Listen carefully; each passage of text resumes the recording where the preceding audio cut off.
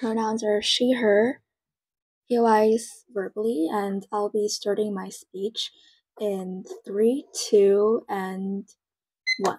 Starting the speech, there are two questions that will be answered in my speech today. First of all, the first question is that how abolishing all property inheritance will actually enhance the relationship of members inside the family.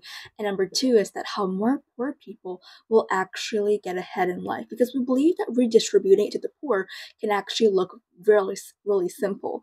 Because, for example, a lawyer or the person who has the inheritance can easily donate it to a particular charity, or maybe during severe pandemics, and the government will keep record of this. So before I get on further to the clashes, let's come to the rebuttals from the second speaker of side opposition. Second speaker mentioned some really funny and interesting ideas. First of all, they mention is that there will be less incentives for like a particular person to accumulate wealth and save for the future once they know that their property, their inheritance will not be passed down to younger generation or members inside their households. This is something that I think does not really matter in this debate and is completely false. Since how do you expect a person to never accumulate wealth or to never save any money during their entire lifetime, even if in the future those money or those properties are not given to their siblings or to their children, then during their lifetime they will still use their money to invest in their children, and they will still use those monies to kind of help them in dangerous situation. For example, if they have to go to the hospital, or if they get into a car accident and need a lot of money to save them, or they have a lot of future plans ahead. So the fact is that if they have no incentives to accumulate wealth, this is completely false. And we believe that they actually will have more incentives to accumulate wealth, because everyone wants to be known as the person who is helpful to society and wants to be known as the person who helps the poor.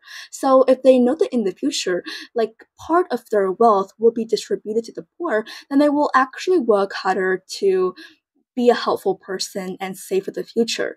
And also, they mentioned a point on the deeper root causes, and this is so funny because our side have seen those type of argument in literally every single debate, because they said to us that the abolishment of property inheritance does not really address the root cause of poverty and does not help with the problem of poverty. We believe that this is very vague, and they say that we should educate, we should do so many more things, we should educate those people to give them better awareness.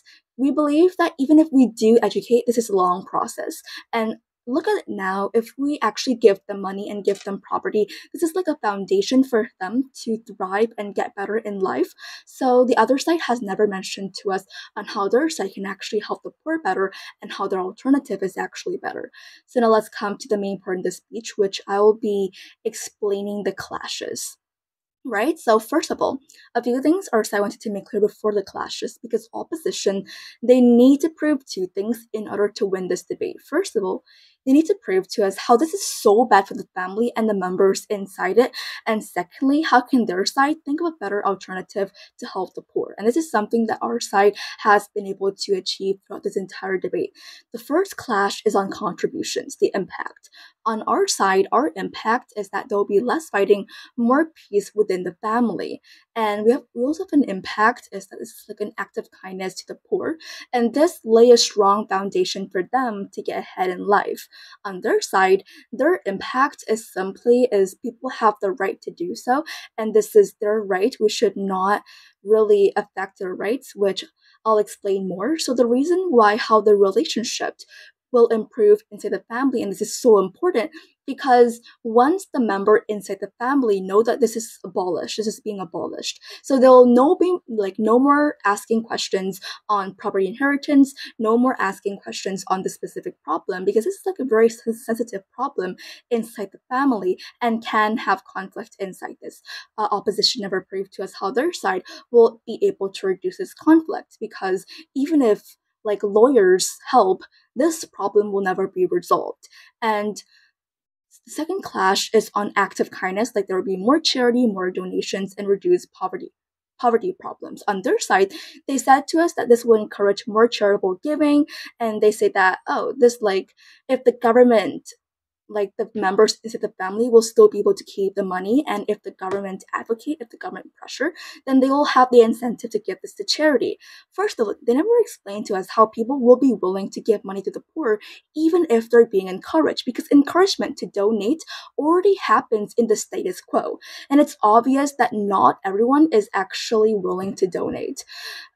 And on our side, we believe that this is the best way to assist the poor by abolishing property inheritance and just redistributing it to the poor, because not everyone is willing to donate their money, and little donations is actually made every year, and still there's still a large amount of poverty in a given area. If we abolish property inheritance, money can be put in better use, since not only are we only helping the poor, but we're also assisting in the education sector and even healthcare of those poor people as well. But when property inheritance still happens, all the children care about is how much they will be inherited. No matter how much they love their family, inheritance can easily split the relationships between siblings, and no lawyers can actually resolve this problem.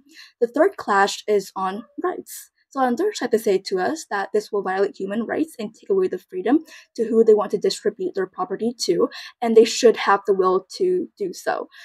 This is not the most important thing to consider in this debate, and we believe that the first thing that will rebut this, like we've already rebutted this, but we'll just compare the two sides and why this is not important, because we believe that redistribution benefits the living, not the deceased, right? Because once someone has actually passed away, we believe that their freedom to allocate property should not outweigh the rights of millions of living individuals who are disadvantaged who are disadvantages and who are living in poverty. And if we redistribute this will ensure resources are directed to those who can actually use them to improve their lives, rather than just talk about privileges. And secondly, will be the will. The will to give can actually be achieved in other ways, because the other side said about the fact is their legacy will not be maintained, and because they do not give any money or any property to their members in the family. We believe that abolishing inheritance doesn't necessarily take away the right to help loved ones, because they can easily help their loved ones while they're still alive. Why not wait until they actually decease or why they die? Individuals can actually choose to distribute their wealth during their lifetime, like by simple acts like giving gifts or investing in their children's education, or just support their family in so many other ways, like paying their debt. And we believe that our side, protected time, our side, this can happen on our side too, because it's even better since they will be known to be a helpful person to society even when they died. And their side, like, we believe that there's a difference between giving property and family traditions, because some valuable items can still be passed down to their loved ones easily. So overall, we're very proud to propose this motion.